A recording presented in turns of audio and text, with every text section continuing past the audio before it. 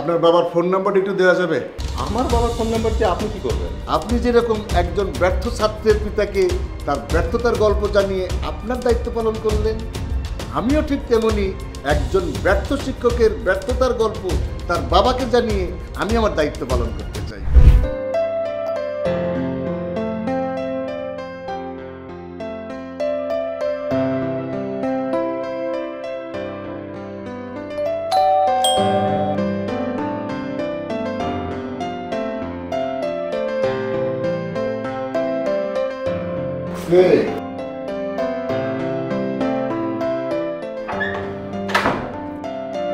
আপনি কি মলয় দাস? হ্যাঁ, আমি মলয় দাস। সাগর দাসের বাবা? হ্যাঁ, ও আমার ছেলে। আপনি কি? আমি সাগর দাসের কলেজ থেকে আসছি। ও আচ্ছা আচ্ছা, আসেন আসেন, ভিতরে আসেন।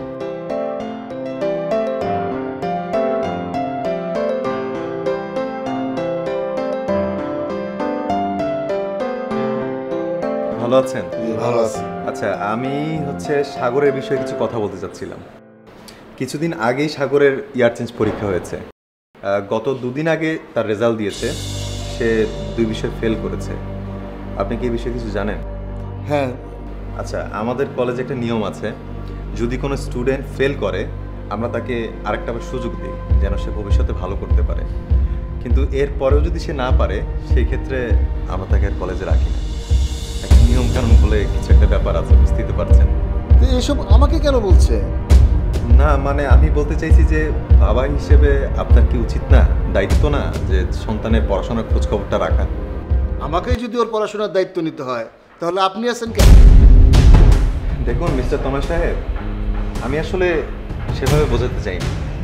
আমি বোঝাতে চাচ্ছি আপনি কিন্তু বাবা হিসেবে তাকে একটু কাউন্সেলিং করাতে পারেন। আপনি ওকে একটু বোঝাতে পারেন যাতে ও ঠিকঠাক মতো বাসায় পড়াশোনাটা করে। অবশ্যই পারি, আমি আমার ছেলের সাথে কথা বলতে পারি, কিন্তু শিক্ষক হিসাবে কি আপনি ওর সাথে কথা বলেছেন?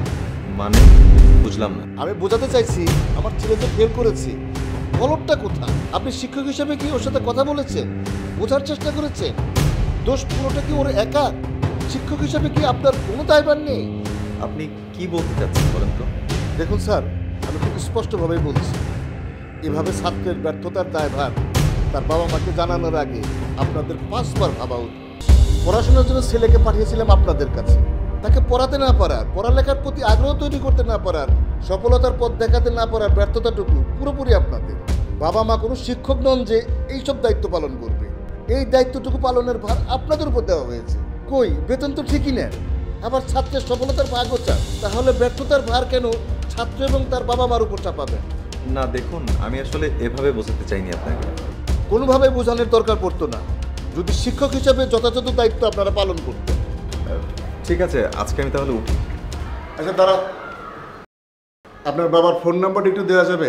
আমার বাবার ফোন নাম্বার দিয়ে আপনি কি করবেন? আপনি যেরকম একজন ব্যর্থ ছাত্রের পিতাকে তার ব্যর্থতার গল্প জানিয়ে আপনার দায়িত্ব পালন করলেন, আমিও ঠিক তেমনি একজন ব্যর্থ শিক্ষকের ব্যর্থতার গল্প তার বাবাকে জানিয়ে আমি আমার দায়িত্ব পালন করতে চাই।